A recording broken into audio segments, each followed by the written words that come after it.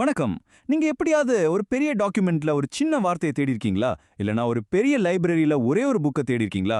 அப்படி தேடும்போது அதை எப்படி சீக்கிரம் கண்டுபிடிக்கிறது? இன்னைக்கு இன்ஃபர்மேஷனை ஃபாஸ்டா கண்டுபிடிக்கிறதுக்கு இருக்கிற 2 சூப்பரான டெக்னிக்ஸை பத்தி தான் பார்க்க போறோம். இது 2 தேடல்களோட கதை. கொஞ்சம் யோசிச்சு பாருங்க. உங்க கம்ப்யூட்டர்ல ஆயிரக்கணக்கான ஃபைல்ஸ் இருக்கு. இல்லைனா ஒரு பெரிய ஃபோன் புக்ல ஒரு பேரை தேடுறீங்க. இப்படி மில்லியன் கணக்கான பொருட்களுக்கு நடுவுல நமக்கு வேண்டியதை மட்டும் கரெக்டா எப்படி கண்டுபிடிக்கிறது? இது நம்ம எல்லாரும் சந்திக்கிற ஒரு சவால் தான், இல்லையா? டெக்னிக்கலா சொன்னா சர்ச்சிங் அப்படிங்கிறது ஒரு லிஸ்ட்ல நம்ம தேடுற பொருள் எங்க இருக்குன்னு கண்டுபிடிக்கிற ப்ராசஸ் தான். ரொம்ப சிம்பிள் இல்ல? வாங்க இத பத்தி இன்னும் கொஞ்சம் டீடைலா பார்க்கலாம். இந்த பிரச்சனையை தீர்க்க நம்ம கிட்ட 2 வழி இருக்கு. ஒன்னு ரொம்ப சிம்பிளான நேரடியான வழி. இன்னொன்னு அதை விட ரொம்ப ஸ்மார்ட்டான, நம்ப முடியாத அளவுக்கு புத்திசாலித்தனமான வழி. வாங்க இந்த 2 முறைகளையும் ஒப்பிட்டு பார்ப்போம். முதல்ல நம்ம எல்லாருக்கும் இயல்பாகவே தோன்ற ஒரு முறையை பத்தி பார்க்கலாம்.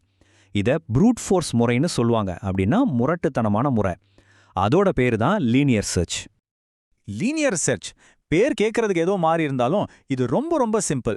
ஒரு லிஸ்டோட ஆரம்பத்துல இருந்து ஸ்டார்ட் பண்ணி நமக்கு வேண்டிய பொருள் கிடைக்கிற வரைக்கும் ஒன்னா செக் பண்ணிட்டே போகும். அப்படியே நேரா போகும், வேற ஒன்னும் இல்ல.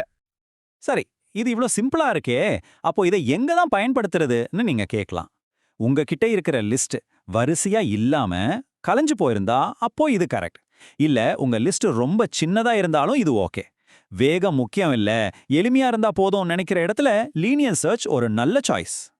வாங்க இது எப்படி வேலை செய்யுதுன்னு ஒரு உதாரணம் வச்சு பார்க்கலாம்.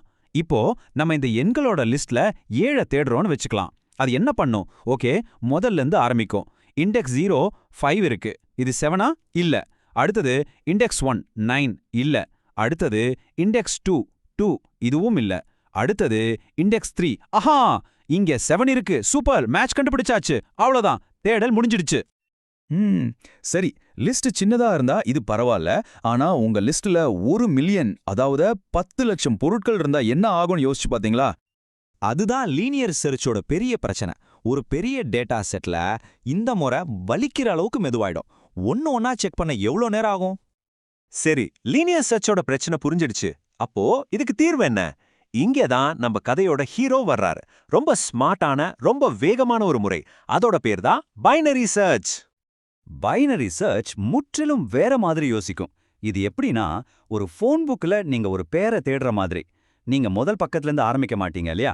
நடுவுல எங்கேயோ ஒரு பக்கத்தை திறந்து நீங்க தேடுற பேர் அதுக்கு முன்னாடி வருமா இல்ல பின்னாடி வருமான்னு பாப்பீங்க. கரெக்டா? அதேதான் பைனரி சர்ச்சும் லிஸ்ட பாதியா பிரிச்சு தேவையில்லாத பாதிய ஒட்டுமொத்தமா தூக்கி போட்டுடும். ஆனா இங்க ஒரு ரொம்ப ரொம்ப முக்கியமான விதி இருக்கு. பைனரி சர்ச் வேலை செய்யணும்னா உங்க லிஸ்ட் கண்டிப்பா வரிசைப்படுத்தப்பட்டிருக்கணும். எண்களா இருந்தா ஏறு வரிசையில, பெயரா இருந்தா அகர வரிசையில. இப்படி இருந்தாதான் பெரிய டேட்டா செட்ல மின்னல் வேகத்துல தேட முடியும். இதுதான் சிறந்த வழி.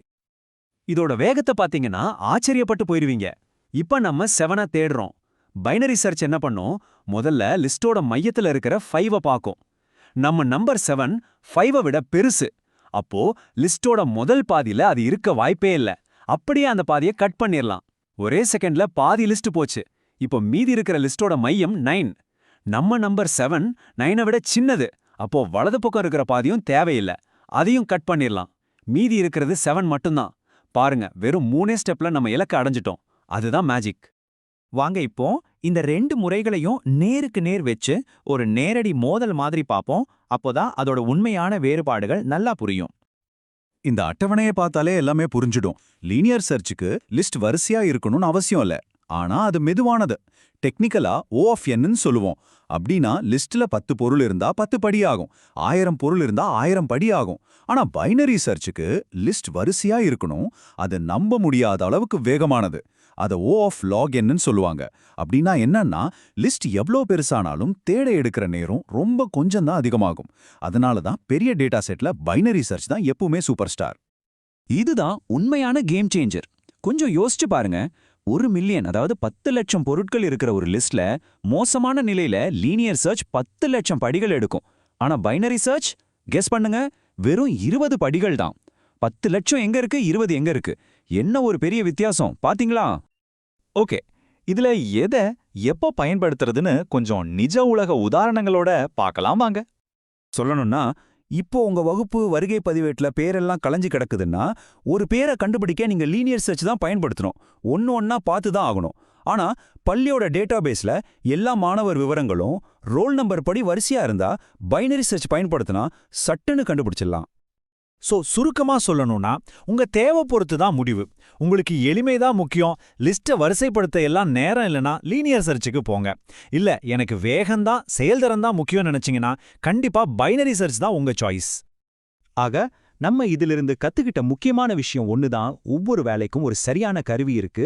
அந்த சரியான வேலைக்கு சரியான கருவியை தேர்ந்தெடுக்கிறது தான் உண்மையான புத்திசாலித்தனம். கடைசியா உங்களுக்காக ஒரு கேள்வி. உங்ககிட்ட இருக்கிற டேட்டா ரொம்ப களைஞ்சு வரிசையாவே இல்லாம இருக்குன்னு வச்சுக்கோங்க. நீங்க என்ன பண்ணுவீங்க? கொஞ்ச நேரம் செலவு பண்ணி அதை முதல்ல வரிசைப்படுத்தி அப்புறம் பைனரி சர்ச் வச்சு வேகமா தேடுவீங்களா? இல்ல அந்த வரிசைப்படுத்துற நேரத்தை மிச்சப்படுத்தி லீனியர் சர்ச் வச்சு மெதுவா ஒன்னொன்னா தேடுவீங்களா? இது உங்க முடிவு. யோசிங்க.